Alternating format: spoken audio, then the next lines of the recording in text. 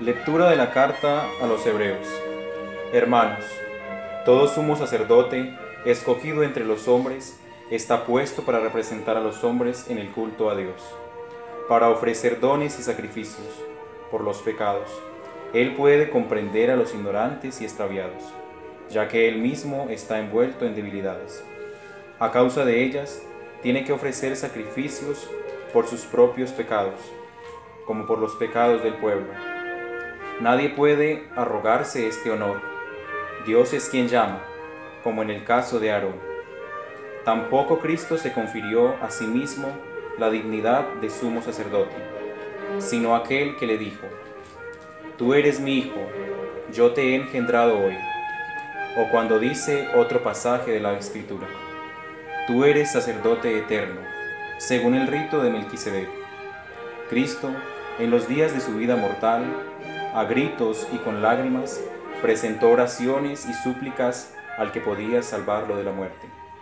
Cuando en su angustia fue escuchado, él, a pesar de ser hijo, aprendió, sufriendo a obedecer y llevado a la consumación, se ha convertido para todos los que obedecen en autor de la salvación eterna, proclamando por Dios sumo sacerdote, según el rito de Melquisedec.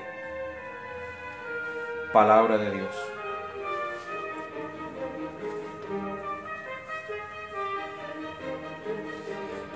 Tú eres sacerdote eterno según el rito de Melquisedec. Oráculo del Señor a mi Señor, siéntate a mi derecha y haré de tus enemigos estrado de tus pies. Desde Sión extenderá el Señor el poder de su cetro. Somete en la batalla a tus enemigos. Eres príncipe desde el día de tu nacimiento, entre esplendores sagrados. Yo mismo te engendré como rocío antes de la aurora. El Señor lo ha jurado y no se arrepiente. Tú eres sacerdote eterno según el rito de Melquisedec.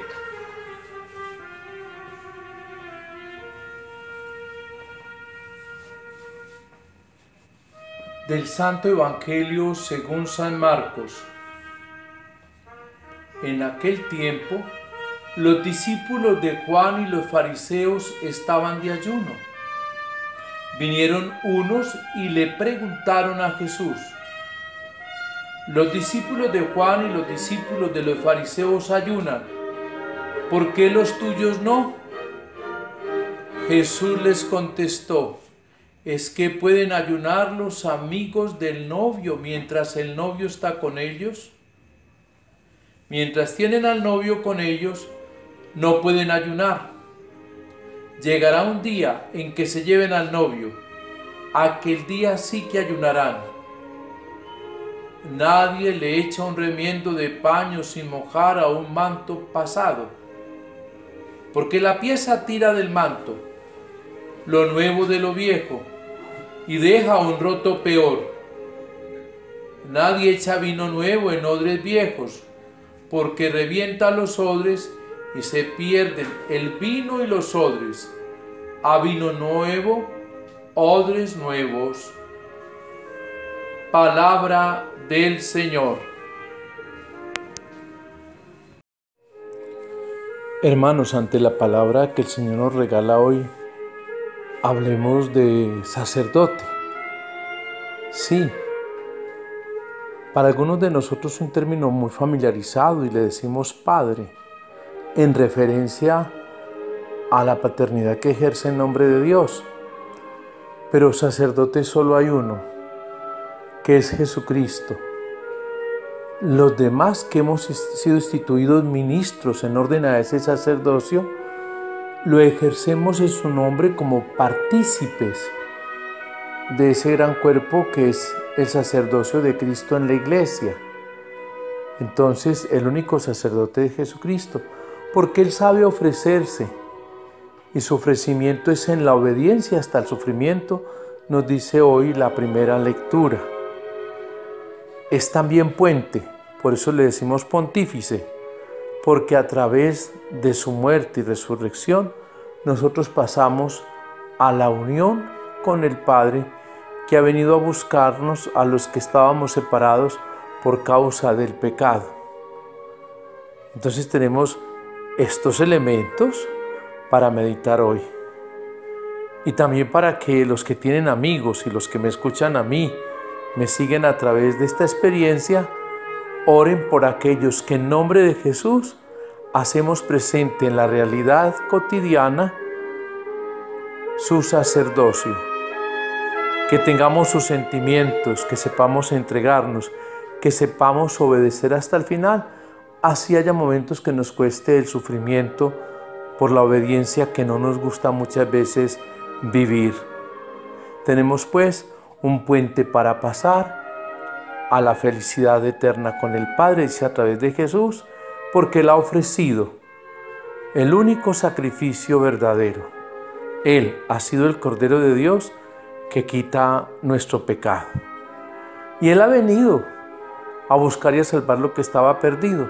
De allí que Marcos hoy, en ese contexto del banquete en casa de Leví, se suscita toda esta problemática. Ese capítulo 2 de Marcos es toda la problemática entre los fariseos y Jesús, por esa actitud de falsa religiosidad de los fariseos.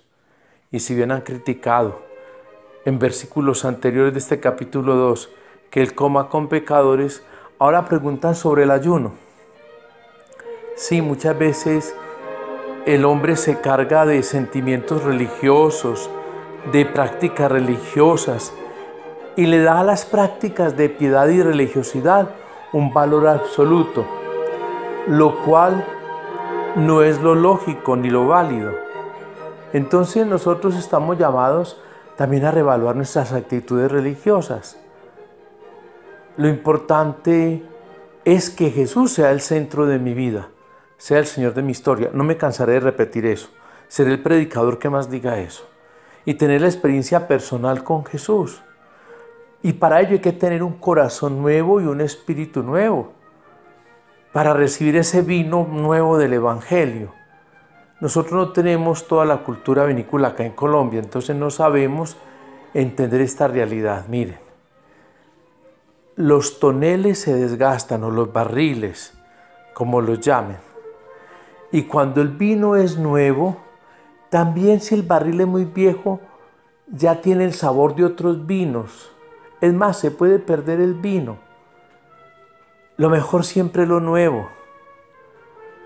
A veces se hacen economías queriendo reutilizar lo viejo y se sale perdiendo el producto nuevo y el viejo. Jesús es muy inteligente, nos habla desde la realidad que Él vive. Es que la palabra de Dios es como el vino nuevo, que si no hay vasija nueva, no hay odre nuevo, el gas que va a producir el vino nuevo va a hacer perder lo viejo, se va a estallar.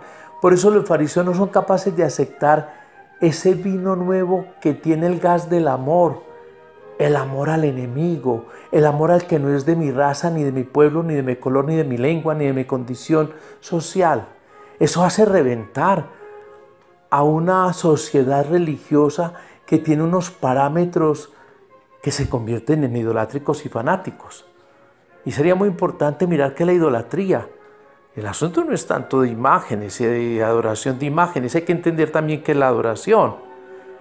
Hoy cuando corre tanto fanatismo y literalismo entre nosotros, sin un mayor conocimiento del fondo de esas palabras y de esas realidades, entendamos que las posiciones muchas veces son las que hacen que el Evangelio no pueda fluir en nosotros y nos reventamos. Y esa experiencia seguramente que adquirió con Mamá María, de ver los remiendos en los mantos viejos con telas nuevas.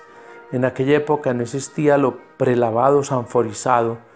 Jesús sabe que en esos espíritus religiosos clásicos, apegados a tradiciones, las cosas nuevas revientan, tiran, rompen. Eso ha pasado en muchos momentos de la vida de la iglesia. Nosotros los cristianos tenemos que estar de un corazón siempre abierto, dispuesto. Lo fundamental jamás cambiará, pero la manera de expresar y de vivir puede tener sus reformas, sus estilos. Y cuando se ama, se entienden todas las cosas. Eso es pues lo que el Señor nos dice hoy.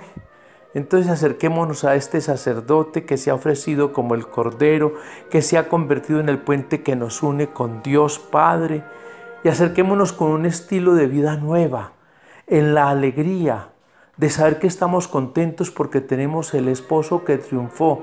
Es otro tema que subyace aquí de la nupcialidad del pueblo de Dios con Dios, y que el novio es Jesús, y al tenerlo a Él tenemos que estar alegres.